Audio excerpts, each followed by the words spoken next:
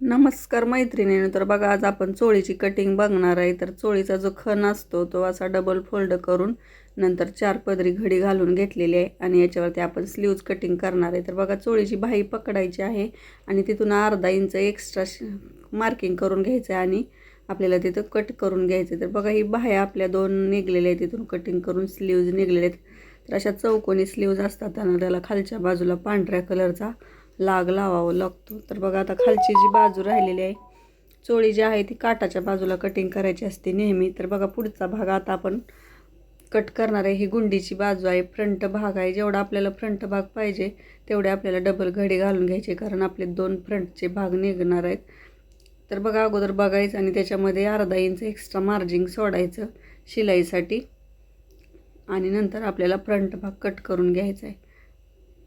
तर बघा, दोन्ही सारखं वाटतंय का बघायचं आहे आणि आपल्याला कटिंग करून घ्यायचं आहे. आता उंची बघा, काटावरती काठ ठेवायचा आहे आणि वरती अर्ध्या इंचावरती एक्स्ट्रा मार्जिंग सोडून आपल्याला तो भाग कट करून घ्यायचा आहे. नंतर हुकलूक पट्टी बघू शकता, गुंडीची पट्टी आहे, तिथे एक अर्धा इंच एक्स्ट्रा शिलाई मार्जिंग सोडायचं, शोल्डर मोजायचा आणि तिथून असं मार्किंग करून घ्यायचं. त्याच्यामध्ये पण थोडंसं मार्जिंग सोडायचं शिलाईसाठी.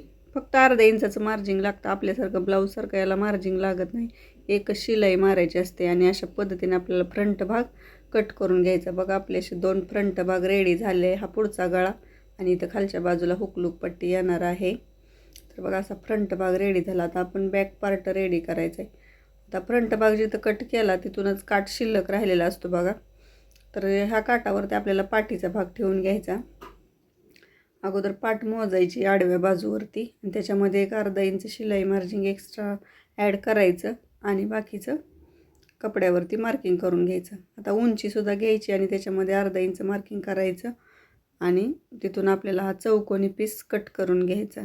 तर अशा पद्धतीने आपलं बॅक पार्टसुद्धा कटिंग झालेला आहे, पाठीचा भाग चोळीचा.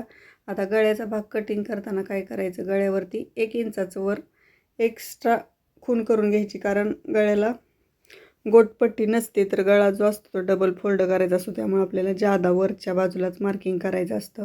शोल्डरवरती शोल्डर ठेवायचा किंवा निम्म्या भागाची घडी घालायची आणि तिथून असं कट करून घ्यायचं. तर बघा, असा बॅकचा गळा पण अगदी छोटासा असतो, 1 इंचाचा असतो, कधी 2 इंचाचा आणि 2 ते 2.5 इंचापेक्षा जास्त बॅक पार्टचा गळा नसतो. तर आता आपले जे लाग असतात बघा, ही बाही आहे, बाहीला जो पांढरा लाग लावला आहे आणि त्याच्याखाली असा एक आयत आकाराचा कपडा असतो. तर त्या कपड्याचं आपल्याला माप घ्यायचं आहे आणि त्याच्यामध्ये दोन्ही बाजूला अर्धा इंचाचं शिलाई मार्जिंग सोडायचं आणि आपल्याला तिथून कट करून घ्यायचं. बघा, व्यवस्थित घडी घालून घ्यायची त्याची डबल, कारण आपले 2 आपल्याला लाग लागणार आहेत, त्यासाठी आपण काय केले. आणि उंचीमध्ये 2 इंच एक्स्ट्रा मोजायचं आणि बाकीचं मार्किंग करून घेऊन असा चौरस आयत आकार कट करून घ्यायचा. याचे 2 पार्ट आपल्याला रेडी करून घ्यायचे. अशा पद्धतीने आपली चोळी कटिंग जी आहे खणाची ती तयार झालेली आहे. अशी ही गाठीची चोळी आपली रेडी झालेली आहे. तर तुम्हाला अशी चोळी शिवता येते का, मला कमेंटमध्ये